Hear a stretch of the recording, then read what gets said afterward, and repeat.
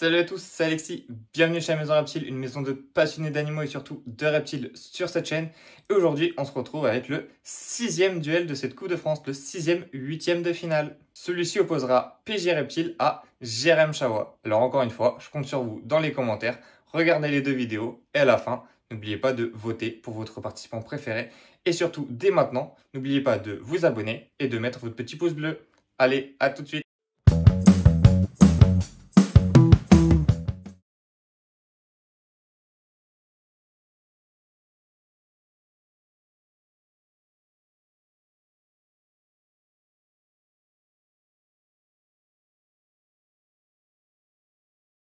Salut à tous, c'est Pauline de PJ Reptile. Aujourd'hui, on va faire une petite vidéo sur la création de l'habitat de nos petites patates. Alors, ce sont des Uromastyx ornata.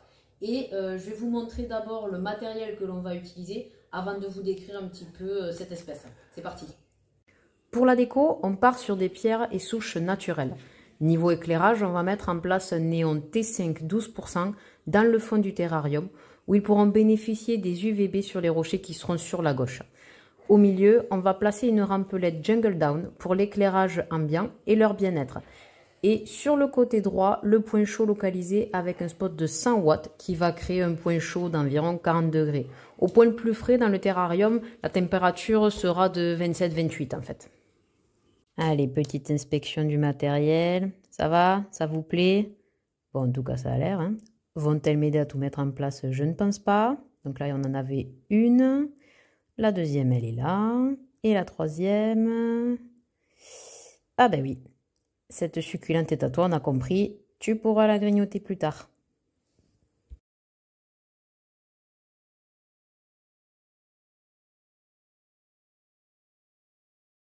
En ce qui concerne du coup le volume du terrarium, nous on a eu la chance de pouvoir en fait fabriquer un terrarium qui va faire 2,20 m par 60 de profondeur et 70 de hauteur.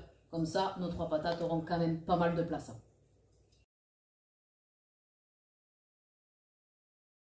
Ne sont-elles pas trop mignonnes ces petites patates?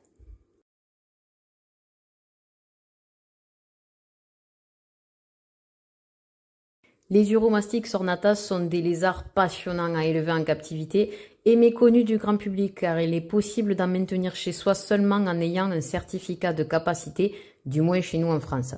Il existe une quinzaine d'espèces avec des sous-espèces vivant principalement en Afrique du Nord, du Sahara jusqu'en Inde. Ce sont des lézards qui peuvent être très curieux à toujours regarder ce qui se passe en dehors du terrarium une fois qu'ils ont été désensibilisés et qu'ils se sentent en sécurité dans leur enclos. Ils acceptent plus facilement les manipulations, de temps en temps bien sûr, en grandissant et en étant plus calmes sans stress. Il est possible de les élever en petits groupes si la taille du terrarium est convenable comme celle que nous avons du coup sur la vidéo.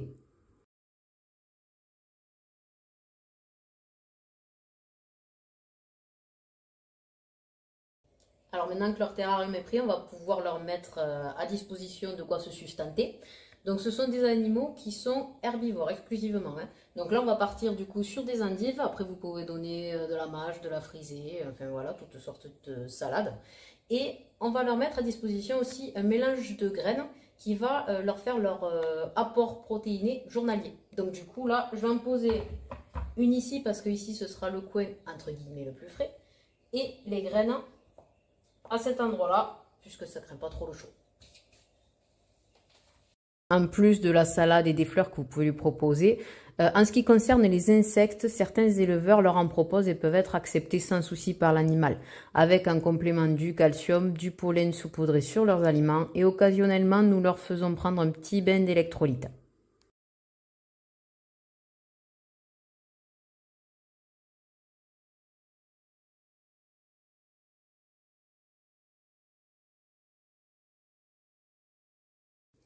Petite explication sur le bain d'électrolyte. Dans une eau avoisinant les 35 degrés, vous mettez une cuillère à café de ce produit.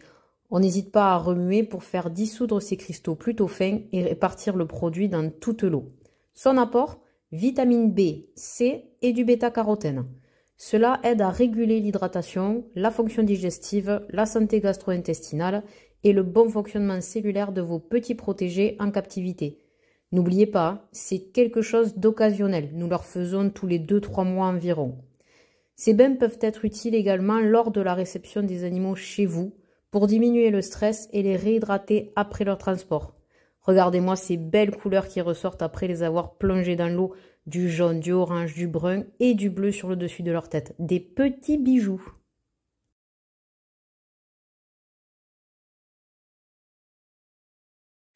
Pour l'accouplement, généralement, il faut recréer en captivité une saison basse pour réduire les températures dans leur enclos. Il faut arriver à peu près à environ 5 à 10 degrés. Leur métabolisme va ainsi se mettre au repos et ne se nourriront plus. Puis, progressivement, au beau jour, remonter les températures dans le terrarium, ce qui va stimuler les animaux pour l'accouplement et également leur appétit. Une fois l'accouplement effectué, il faudra attendre environ 5 semaines pour que la femelle ponde ses œufs et ensuite les placer pour environ 3 mois d'incubation.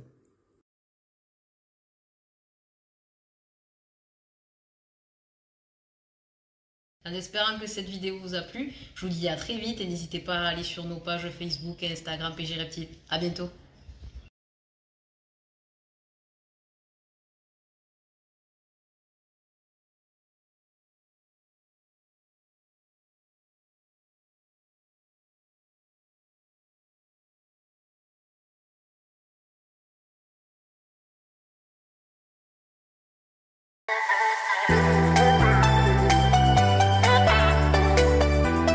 Je me présente, moi c'est Jérémy de Jérém Chawa.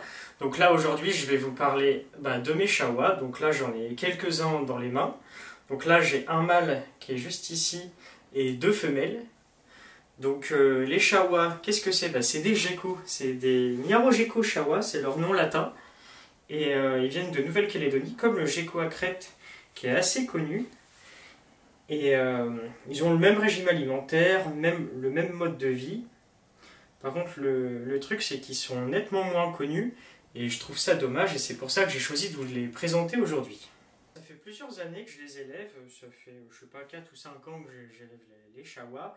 Donc là, ceux que j'ai dans les mains, c'est des Chawa de localité Mainland, parce qu'il faut savoir qu'il y a 2 grandes localités chez les Chawa. Donc la Nouvelle-Calédonie, c'est une île, une grande île avec plein d'îlots, et il y a un îlot qui est un peu plus grand que les autres qui s'appelle l'île des Pins. Et du coup, il y a des Chawa qui vivent sur l'île des Pins et il y a des Chawa qui vivent sur la Grande Terre. Donc Grande Terre Mainland en anglais et île des Pins Pine Island. Donc pour les différencier, ça je vous montrerai après parce que j'ai aussi de l'île des Pins, j'ai un mâle et une femelle. Là on va rester sur les Grandes Terres. Les Grandes Terres, ce qui est bien avec eux, c'est qu'ils sont assez colorés. Ils tirent beaucoup sur le rouge, sur le vert, avec des petits points blancs. Ça donne un contraste assez intéressant. De toute façon, on les appelle gecko mousse. C'est pas pour rien, puisque on peut voir qu'ils ressemblent clairement à de la mousse. J'aime bien penser que le Chawa, c'est un mix entre le Lechianus, qui est le plus gros gecko du monde, et le gecko à crête.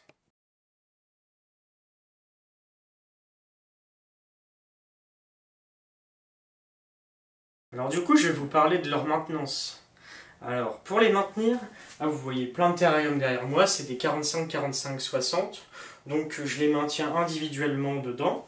Et dans un avenir proche, je vais les maintenir en trio dans des 90, 45, 60. Donc des terrariums de cette taille-là. Pour un trio, donc ça va être un trio, c'est un mâle pour 2 femelles. Donc oui, c'est à élever. Quand on est débutant, c'est mieux de les élever séparément, et puis quand on a un peu plus d'expérience, en couple, voire même en trio, ça se fait très très bien. Ensuite au niveau...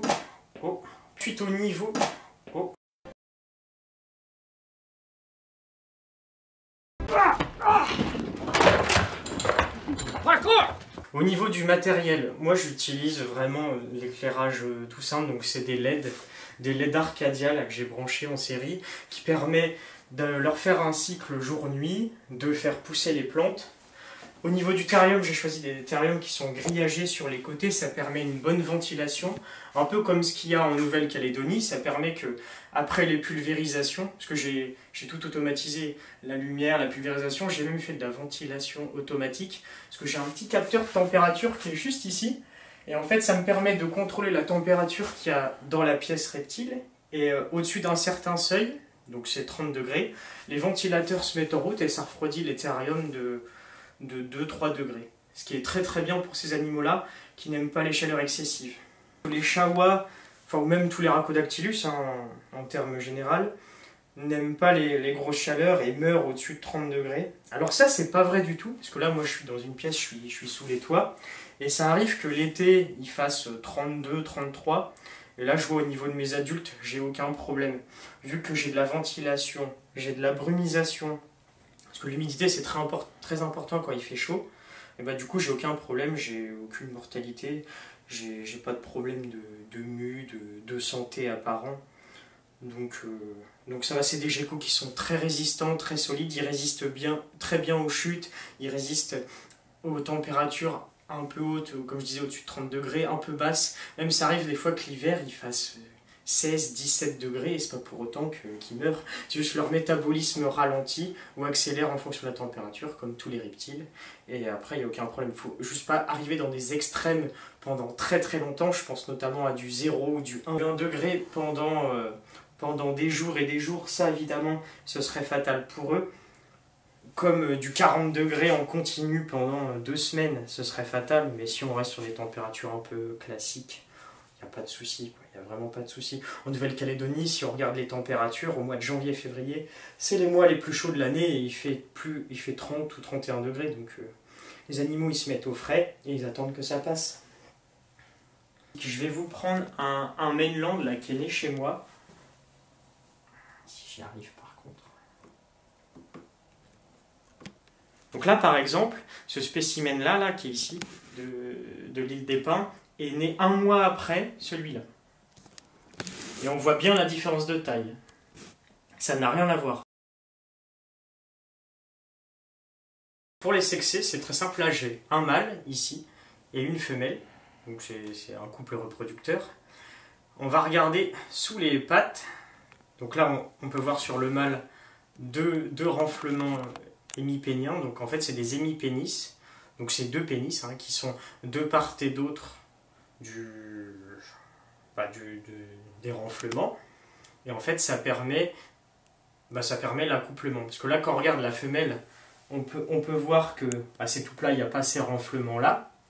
Et du coup, pour l'accouplement, le mâle se met sur la femelle, un peu de côté, et il s'accouple comme ça. Le mâle mord le cou de la femelle pour se maintenir et pour l'acte, et puis c'est comme ça qu'ils se reproduisent. Et c'est comme ça aussi qu'on sait qu'il y a eu un accouplement. C'est qu'on peut voir aussi des fois les traces de morsures sur le cou des femelles. Du coup, c'est assez pratique quand on les élève, au moins on sait que l'accouplement a bien eu lieu. Alors, point important sur la reproduction des chawas, les femelles pondent des œufs qui sont très très calcifiés. Et ça, il faut faire très attention parce qu'en fait, ça leur fait des chutes de calcium. Donc, moi, je le vois juste après les pontes, je vois la queue des femelles, des fois ça part un peu en zigzag. Et là, je fais très attention, je me dis, oula, elle manque de calcium, elle est en train de faire un crash de calcium. Du coup, j'hésite pas à nourrir avec des insectes et à bien complémenter en calcium pour éviter des problèmes de santé sous-jacents. Et les œufs mettent 2-3 mois à éclore. Donc moi en tête là j'ai une centaine de jours à peu près d'éclosion. Et pour l'incubation je m'embête pas, je fais à température ambiante. Je prends une petite boîte toute simple avec, parce qu'elle est juste derrière, une petite boîte toute simple avec de la vermiculite. Je pose les œufs dessus. J'ai acheté ça sur AliExpress, 2 balles. Et c'est idéal pour incuber les œufs. Je laisse ça dans un coin. Ils sont entre, je sais pas, 24, 25 et 26, 27 degrés. Et franchement, ça s'incube très très bien. Il n'y a pas besoin de partir dans des incubateurs high-tech qui valent un petit peu d'argent. Juste une boîte très classique suffit.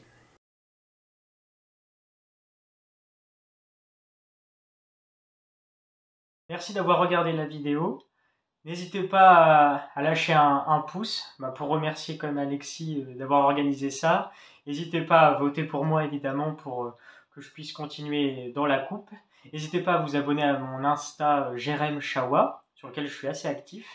Et en attendant, je vous tease avec le sujet de la prochaine vidéo si jamais je passe. Je suis qualifié. Et voilà. Merci, à la prochaine, salut. Voilà, vous avez vu les 2 duels. Maintenant, vous avez jusqu'à mardi 18 h pour voter pour votre candidat préféré qui se retrouvera face à Plantenko en quart de finale.